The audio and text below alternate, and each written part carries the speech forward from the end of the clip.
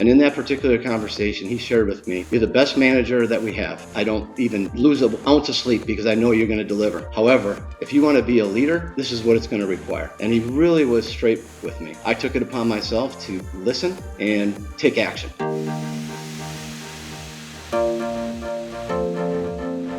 Welcome to another episode of Higher Learning with me, your host, Rashid.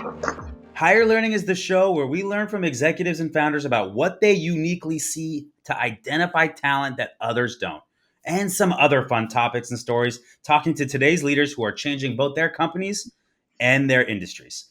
We ask if you can give us a rating, a top rating, or subscribe. That'd be great for the show. We always have great guests, and today is no exception. Today we are joined by Chris Boever. He is the CEO at Stryve Foods. Chris, how you doing? Excellent.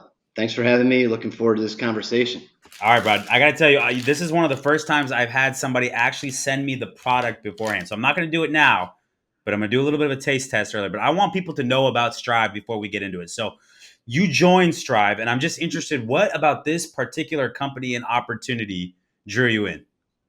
Great question. I'm really excited to be a part of Stryve. Stryve is a younger company that was basically founded in 2018.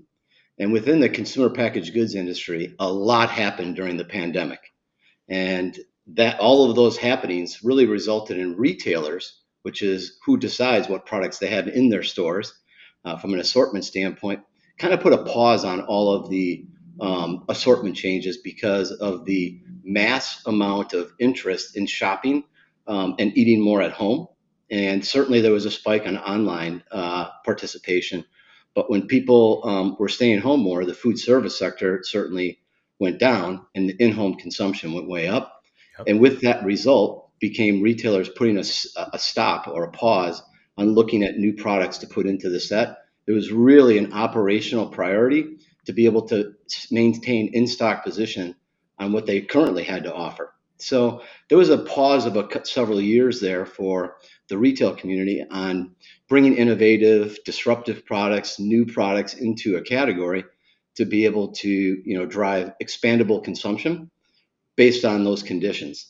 So while it's a younger company, there were some challenges in the beginning for the organization to be able to really get its foothold and become more available in the marketplace.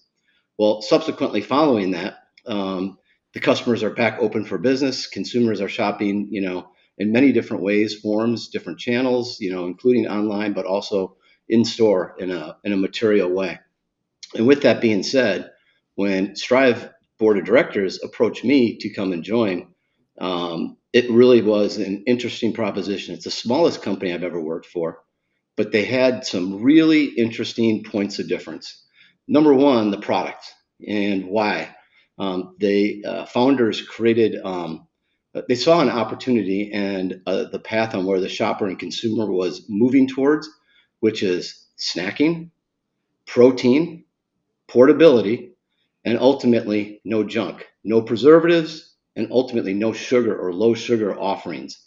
And when you combine all that together and what the products and brands that we have, it was very appealing to be able to bring something to a category, to reinvigorate that category in a way that capitalizes not just on the growing trends around snacking and protein, but also the additional points of difference, which the founders were able to really identify and expose and bring to light in the product offerings, which is low to no sugar and no junk, no cancer-causing preservatives, no injection of water and broth, and really just being able to give the consumer exactly what they want, which is more protein in a convenient, portable way with none of the junk. And the process that we go through is the first and only USDA certified manufacturing grant in the United States. So big investment in the upfront side to be able to deliver these products in a way that the consumer behaviors, trends, and needs are really in parallel, spot on. And now it's about taking those products and brands, bringing them to retailers and online to create a complete category solution that's going to help retailers compete and deliver more than their fair share within a category to continue to grow and expand. Because snacking's on the rise, protein's on the rise, but so are these other behaviors. And all the other products and brands in the category cannot provide a product that with these points of difference because of our processing, minimally processed, zero waste, no cooking, just clean and lean protein. And because it's not cooked, you get more bioavailability of the protein, and it works more to fuel you and keep you full, to be able to draw from the benefits that are already inherent in it. So some really unique points of difference, some investment up front, but a distressed company that needed, executive leadership from the industry that already had been proven and done it before, with the combination of reaching the full potential of growth that had not been experienced. So in consumer packaged goods, there's a couple things that I look for if I'm going to make a change in my career. Number one, does it need a transformation? And if so, how complex, how much time is it going to take, and what's going to be required? Because transforming businesses can create a lot of value for all stakeholders. Secondly, does it have high growth potential that needs a leadership change to be able to capitalize on the full potential of that growth?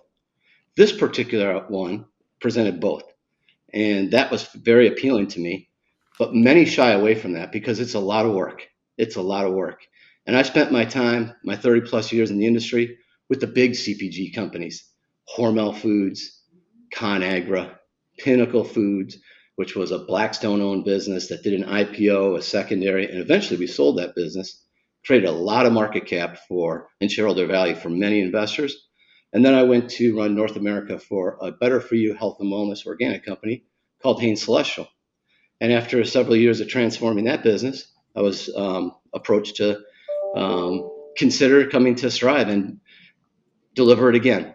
This is the smallest company, the youngest company I've ever worked for, but it has so much potential. And doing the assessment and unlocking and prioritizing and, of course, getting the right people in, certainly was a critical component to be able to accelerate our transformation, position us for the growth potential, and ultimately give the category and the consumers more of what they say they want.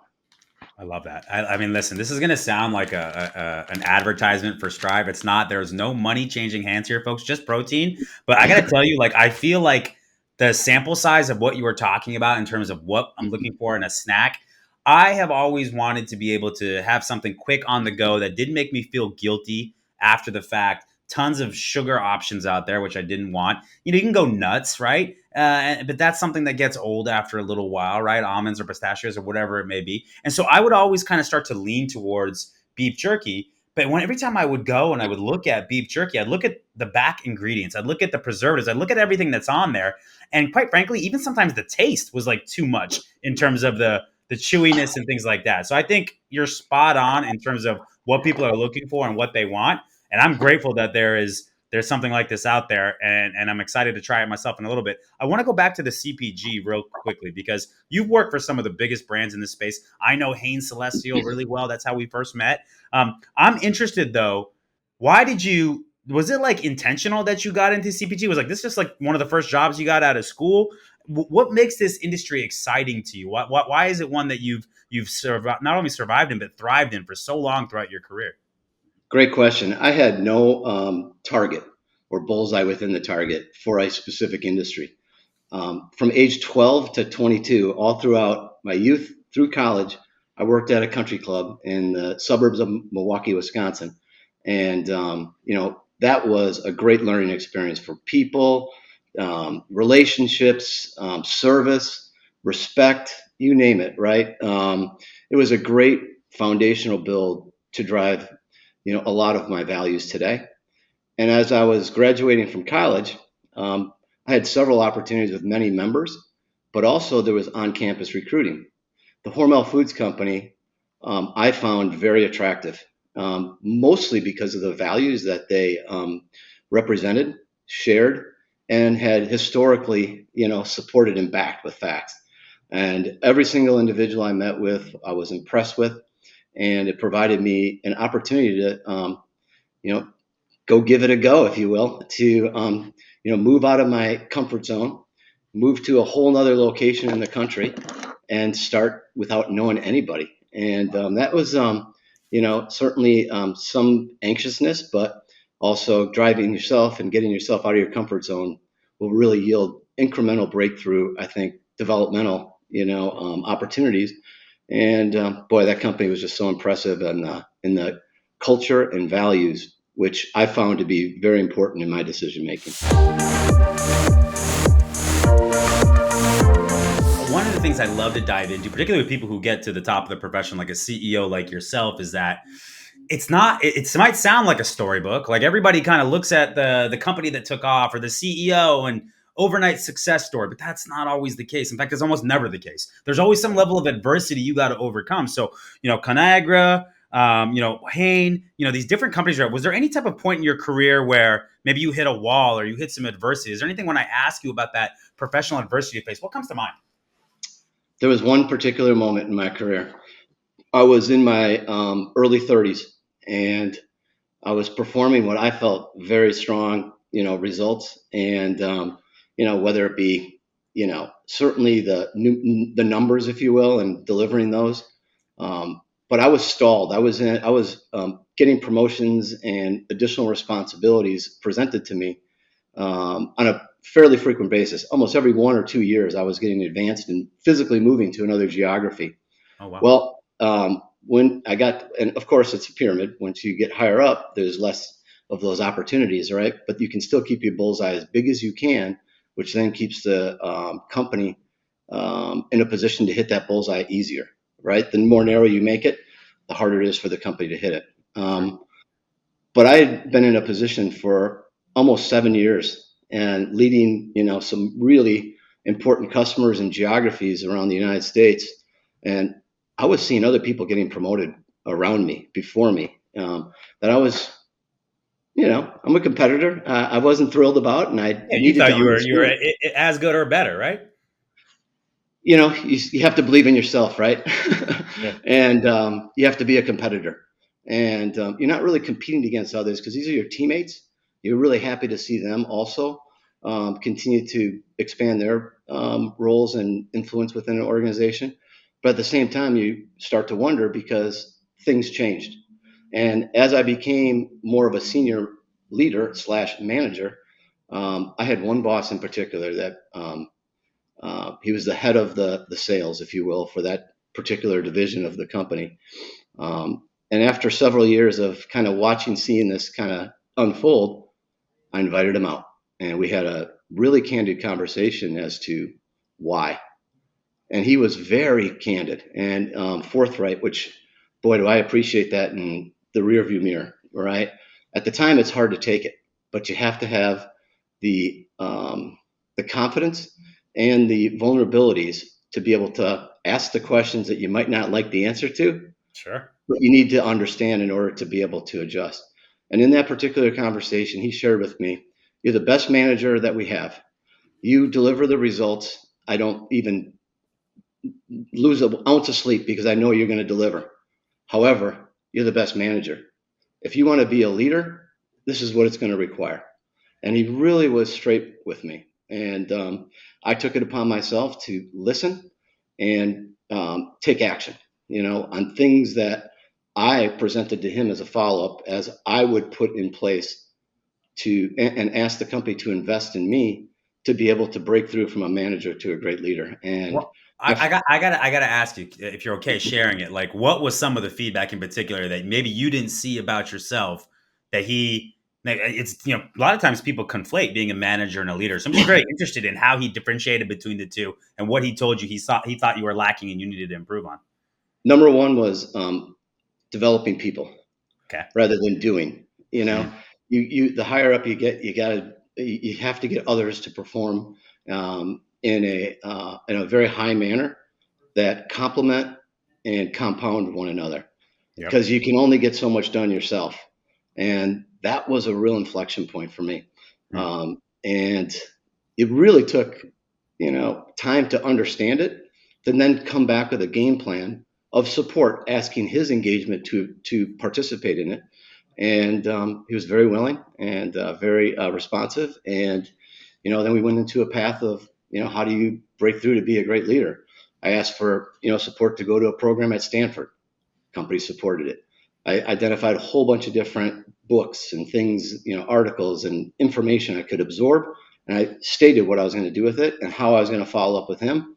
And then I created, a quarterly check-in to make certain that, we were pacing the same. We were seeing the changes and the behaviors and the performance, that ultimately needed to follow. So it really takes somebody that's willing to invest in you, but also share with you that because they care too.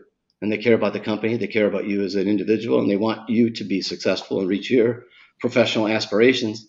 But not all leaders do that. They won't share that with you. And Now, while it, there's a couple things you said there that really stand out to me. One, feedback is a gift. And the fact that this person went out with you and took the time to be very candid with you, and it doesn't sound like they sugarcoated it, right? It sounds like they were able to tell you, hey, listen, yeah, you're doing, like, because here's the thing. A lot of times we'll rationalize and look at our results and be like, why am I not getting the same things that I should be based on my results, which would dictate that. But there might be some things holding you back from a qualitative perspective or behavioral perspective, right? That ultimately, if you never get that feedback, it only takes you that much longer to make the change. So I really want to commend that leader for doing that, because I think that's a really, really important things that people miss the boat on. And by the way, you are not the first and only person to be good at managing people, but always kind of diving in and fixing the problem and doing it yourself. It's actually very counterintuitive when you think about things strictly from a results immediate gratification perspective. If I do this, we'll get this result. When, gosh, sometimes you got to be okay getting 80% of the result, but you're actually building in people the fibers that they can take it to 120% without your intervention in the future. So you're not alone in that. That's something I had to figure out in my career. But I first off want to commend that leader for giving you the candid feedback. And to your point, I bet it felt a little bit raw at dinner that night. But kudos to you to have the self-awareness and reflection to say I need to implement this. But here's another big one I want to tell you. And I want to give you a ton of credit on this. I give people feedback all the time. Okay. I'm thinking back to one of the leaders in my company. We did a 360-degree feedback session from everybody on the leadership team, right? And what I did was I took the time to go and ask everybody, but I anonymized it. And I tried my best to kind of make it seem non-specific. So it was just general takeaways, right? And so I sent that back out to all my leadership, and so many of them, I met with them in the one-on-one and talked about it. And what did you think about this? What did you think was fair? What did you think was not fair? I had this one leader in particular who built out an Excel, and he's in finance. So you'd think that this would happen. But he mapped out the feedback that he got, what he was going to do in order to fix those areas, right? And how he was going to measure and monitor it. And I had to tell you, Chris, that's the biggest thing that you did there. How good does it feel to give somebody feedback, have them not take it personally, but then put an action plan together and saying, here's what I need from you, and here's what I am going to do to make sure that I improve on this and become where I need to become. That is one of the reasons you are in the position you are in right now, because it wasn't just about, let me take this feedback and I'll get better at that day to day. It's like, nope, I'm going to put forward an action plan ultimately that's going to show, number one, my vest in this feedback and how I'm going to do everything in my power to overcorrect and fix it. But two, also put a system in place. It's not just about having a goal of being a better person. You've got to put the systems in place that allow you to reach that. So I want to give you a ton of credit on that, because not everybody does that. In fact, some people will take the feedback and take it personally. I don't know what to do for those people. You got to figure out if it's feedback that matters or not, and apply it. But then there's a whole nother level of, I'm going to put an action plan around this to make it better. So I think that was a very key aspect to ultimately you getting better and having success. I want to go back to Stryve for a minute, because one of the things that, I always used to, this is going to sound crazy, but I would casually smoke cigarettes back in like 2015, 2016. COVID got me over it, completely stopped. And I always felt like I would do it with stress. And when people would give me a hard time about cigarettes, I would go and I would talk about, well, do you know that in Europe, cancer rates are this, in America, they're this, and if you walk down the street in Europe, they're smoking packs of cigarettes all day, and what's the difference? The real enemy is processed food. And I'd be telling this, people be like, dude, just put down the cigarettes, okay? Neither are good for you. And I eventually listened to that. But the funny thing is, I've thought more and more, and it's becoming much more common knowledge now about processed food in the US and how different it is in different places that have different regulations and more regulations and what quality food looks like. And in fact, today, it's so funny. I just had an employee in our all hands meeting in the morning. She came back from Europe. We asked her about it. She's like, I must have eaten 6 times a day, candy, sweets, pastas, breads. I lost 6 pounds, right? So for me, right, we hear about like going to Europe and eating a ton and losing weight. And I'm here in America eating a salad and I'm putting on some LBs. So I'm just interested in how Stryve looks at the American food culture and what your company is doing differently to kind of address what I think is a very, very big health and wellness problem in our country. And I think obesity metrics and health metrics would absolutely bear that out. That's really insightful. I couldn't agree more. I think what you put into your body and on your body is extremely important, from longevity and the quality of the life you live for that longevity. We all die. It's when and how, and how can you make your life, um, you know, decisions to be able to support the objectives that you have and those around you that care most about you, and so on and so forth. I do think you're going to see a heightened education, and you're going to see adjustments made to the food that's available in the United States. Make no mistake, the USDA and FDA are fantastic at what they do. It's always about food safety. It's got the consumer in mind, and it's to protect.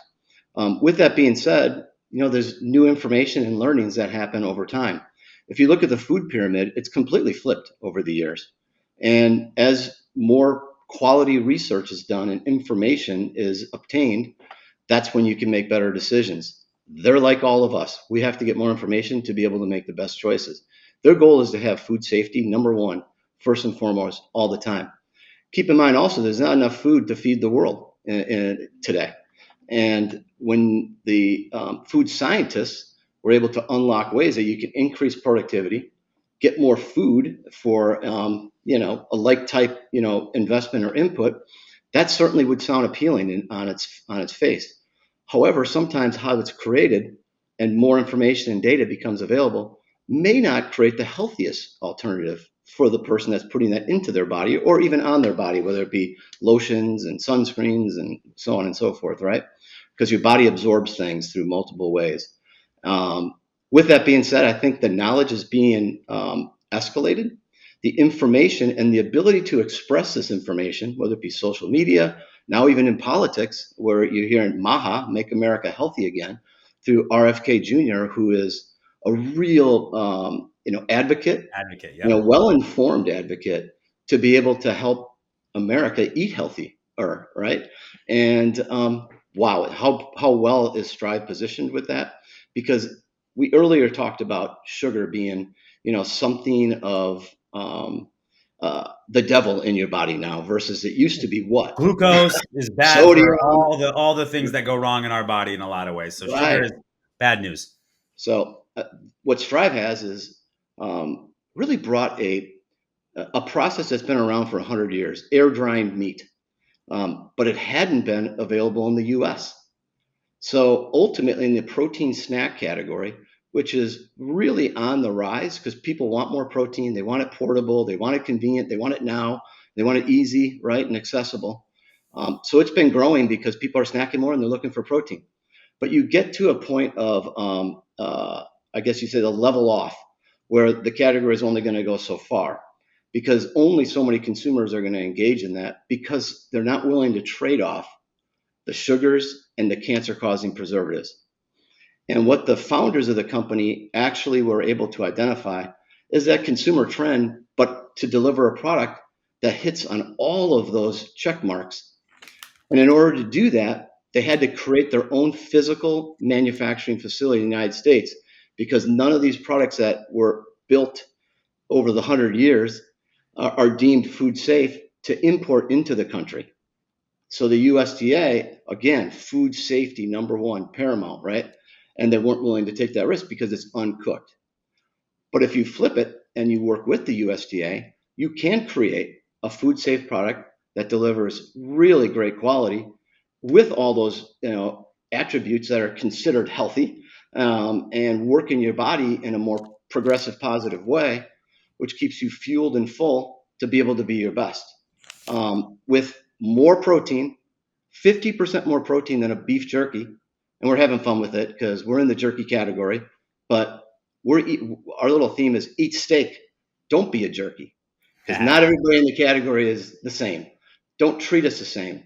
So ultimately, we had a really good foundation to be able to bring something to America, all of North America for that matter, a really better for you option that's also better for the planet and that's very unique and highly incremental that will not only, I think, really please the current consumers that are shopping that category, but attract new consumers in that haven't participated.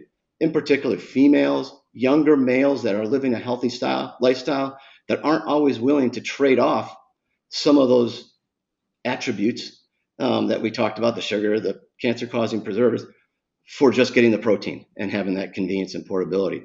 So we can really help all of the consumers, whether they're today participating, for the purchaser of the household, for their children, to really give them something that tastes great and is better for you.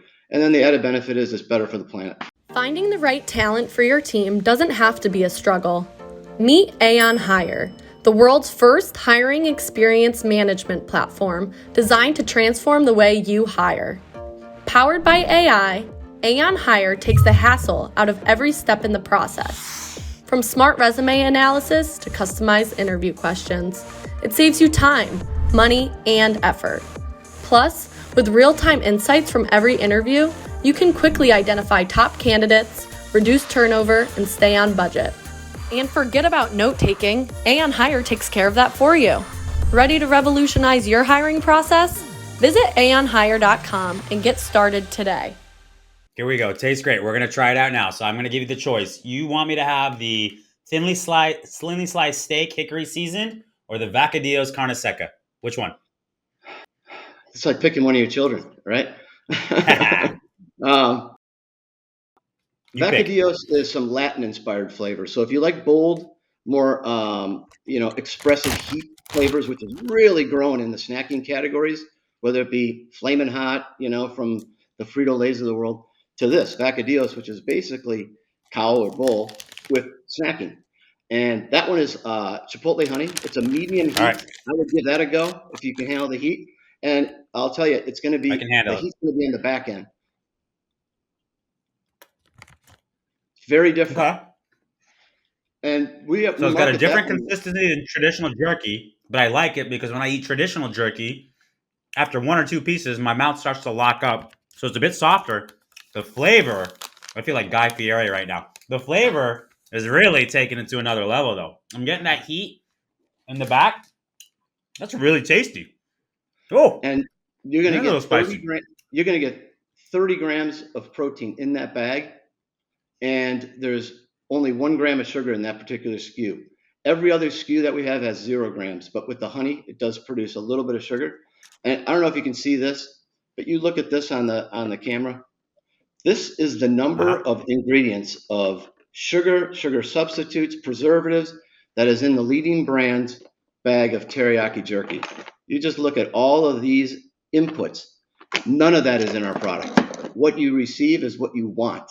More protein, lean and clean, that works better in your body. And because we don't heat it above 100 degrees, it's in a temperature controlled room with engineered airflow. It naturally cures. The moisture that comes out of the meat just gets emitted through the roof and through munters, and there's no waste. So ultimately, you're putting in what would be equivalent on a 2-ounce bag, about a 5.5 ounce steak before it's cooked for the amount of protein that you get into your body. So it's a great value too, because you're taking the moisture out, and economically you're transporting it without all that extra weight to be able to get it to you as a consumer, to have it when you want it, how you want it. And whether it's in a resealable bag, you don't have to eat it all at once. You can graze on it. You can share it. You can, use it throughout the day as well. I really love it, man. I'm going to keep snacking on it. We got to start talking some hiring, though, because that's what keeps the bills paid here at Higher Learning. I'm going to ask you this as I put another piece of steak in my mouth. Do you got a core hiring philosophy? Maybe it's for Stryve. Maybe it's from some of your past companies. What is like your core hiring philosophy for bringing talent into your organization? I think it supports the core values and what I have experienced personally with others and listened from others. I kind of my foundation is be an ace. What is your attitude? What are the choices you make? and what type of effort are you willing to put in. Be an ace, be, top of the class, be the best you can be. And if you're always looking at yourself through that framework, more than likely, even if you're successful, you're going to be more successful. And those are kind of like the key attributes, because they drive what your values are. They drive whether typically you're a competitor, but not a competitor within your own team, because you got to be a good teammate. We're certainly competing against others in categories and in the industry, but we somewhat have conflict internally, so we're competing a bit internally. But how do you rise above that and be a great teammate and be an ace to be able to have the company first, and have trusted integrity in a way that you're going to make the right choices in the toughest situations, even though it's not the easiest choice. And you're always going to be faced with those types of things as you move up in responsibility.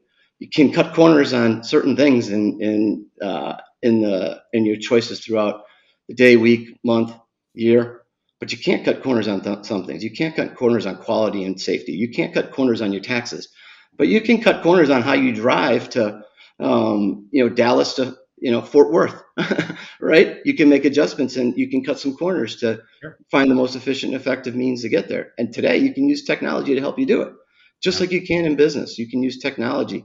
So it's really about getting the right framework of the individuals collectively together. And I've been blessed to work in several great organizations and with people, for people, and have teammates underneath me to build a big enough resource pool of personal referrals or one person away, as to how that individual is and are they a good fit for what the opportunity and organization is, because they're not all the same. Sometimes you can get a very, very talented, highly capable, super successful person that has done it in a big company. But then to go to a small company, can they transition and transfer some of those talents and capabilities to be effective in a different environment, even though they're on the same playing field, you're in the same industry? Those are not always obvious. Yeah. So you really got to have those candid conversations about knowing what you want them to know before they make that choice, because they can present themselves and say all the right things, but it's equally it's a big decision on where you're going to work and who you're going to work for, and it's a big decision for the company who they're going to have work for them and with them. So it's not a one-way street. Both have to be very connected. You have to be transparent as to what success and how success can be greatly accomplished, and what the values are that you're looking for within your organization or currently exists or you want to build, depending on each scenario. So having personal referrals, either from yourself and experiences or from those that you already know and trust, always is number one for me, because then they've already been given or granted some degree of capability, if you will, right? They probably have the skills to do it. It's really, is it a fit? So finding that fit, can they work as a team, and are these personalities going to be able to compound versus, challenge each other to a negative zone, right? So it's really about getting the right team together through all of their capabilities and talents, as well as professional aspirations. If everybody wants to be the CEO, you're going to have some people that are unhappy because they're not going to get it, right? But you have to have succession planning for all roles, and it's really the dynamic of the team. But it's really about having that, again, candid conversation with a potential, new teammate, but also a candid conversation as to what's going on at your company. What are the challenges they're going to experience? Where do you need the most help, and how do they, bring that together in a way that's going to create the best outcome? Sure. Chris, what's a favorite question you like to ask in an interview? Do you have one that comes to mind when I ask you that? I really don't. I want a conversation. I do not want it to be a structured list of questions that I'm going to go down. And certainly there's certain things you want to dig a little deeper based on answers you receive. But I don't go into an interview or a conversation with that mindset, unless I've been given feedback about this individual from others that have previously already interviewed them.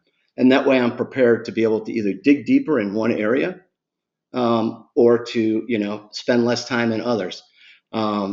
So It all depends. I think every conversation is different, but there is some similarities. I'm looking for people that are aces, aspire to be aces.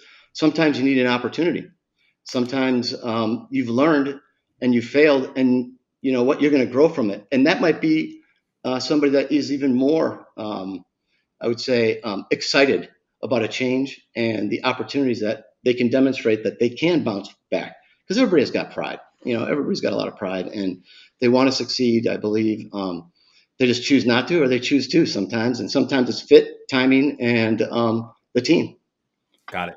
Quickly, do you have a memorable interviewing experience? If I asked you one that either you were interviewing somebody or somebody was interviewing you, does any come to mind when I ask you that? Gosh, for myself, I'm going to say pretty much no. I haven't. I've been, like I said, pretty blessed to work for a first company out of school that provided me so much opportunity. We didn't have to interview internally for roles. We were asked and awarded the opportunity to move on and advance. So with that being said, I never really looked for a job. People would ask me if I'd be interested in something. And I think that for myself creates the environment that affords you to have more of a conversation versus I got to get this.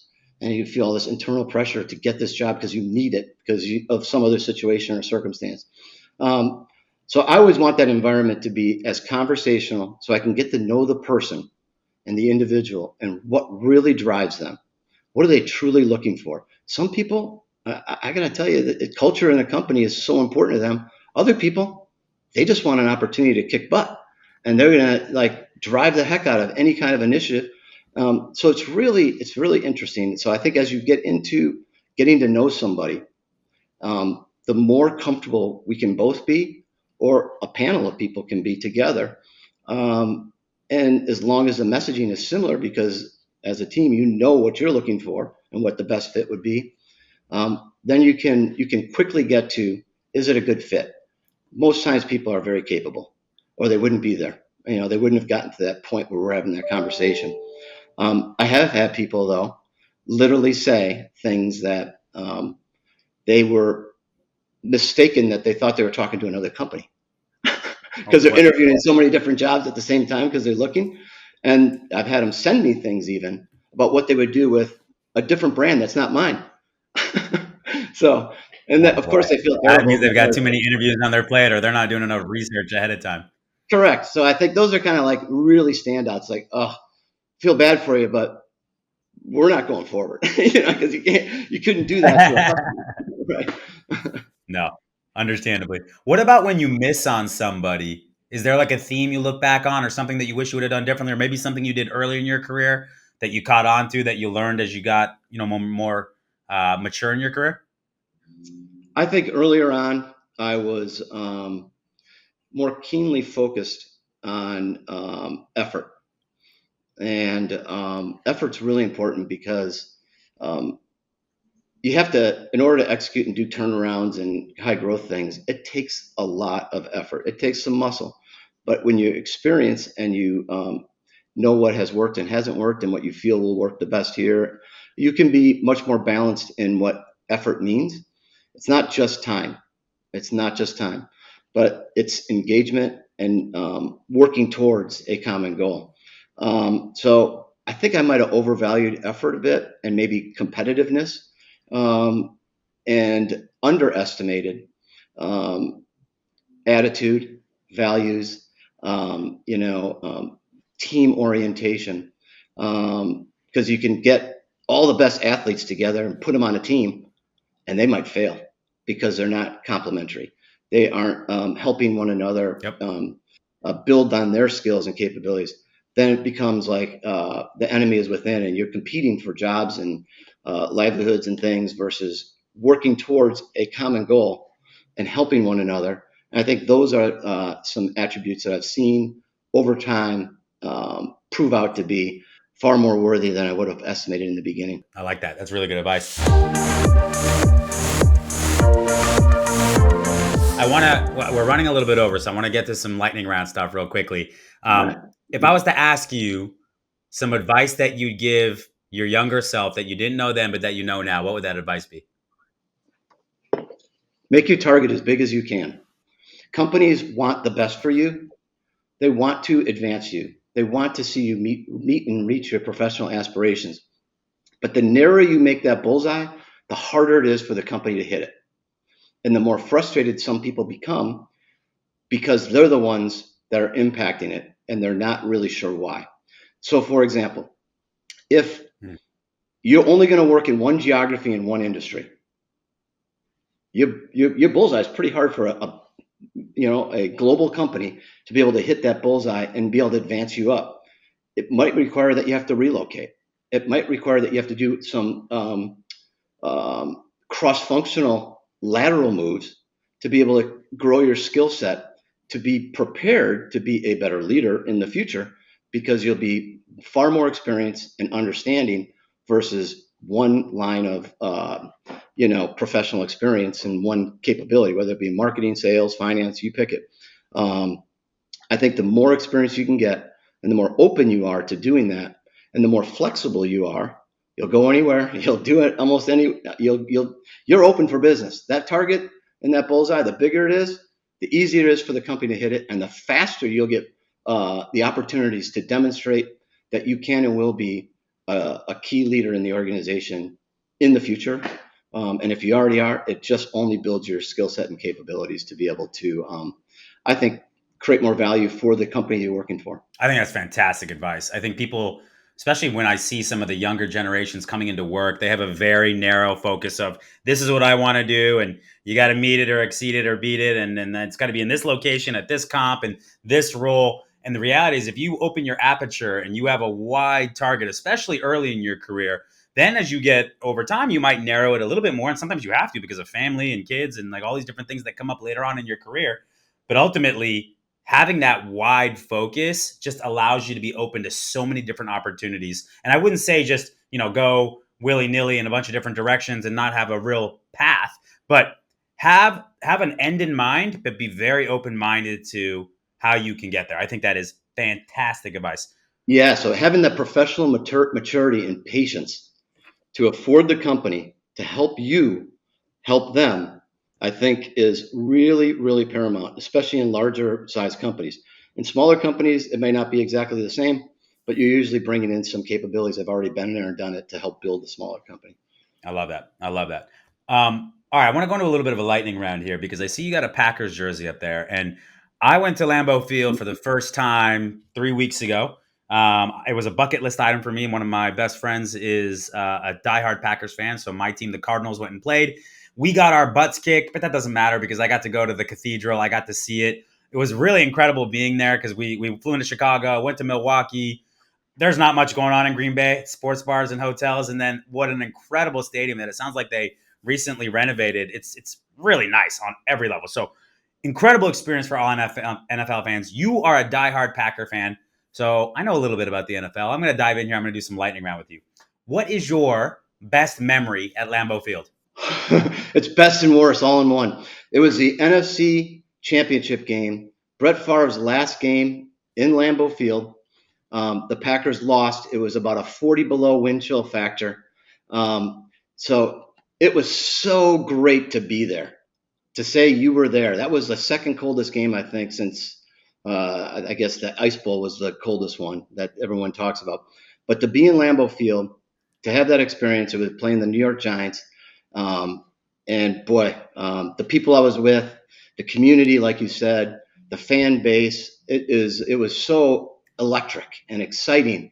Despite all those elements, we all came together and we ended up losing the game, but it was still such an incredibly great experience. So it's about who you're doing it with and the experiences that you have, regardless of the conditions sometimes. But I did learn I'm not going back there again after November, after Thanksgiving. Yeah, I was there early October. I wanted to make sure the weather aligned with my warm weather sensibilities. Non-quarterback, greatest Packer of all time. Paul Hornung. Whoa, wow. We're going way back in the way machine there. Paul Hornung. I love that. Who's the greatest wide receiver at Packers for the Packers of all time? James Lofton. James Lofton. I'm a Sterling Sharp guy. I think he's gotten underrated as time's gone on. He was amazing back in the day. I think he asked a tough question. He's great.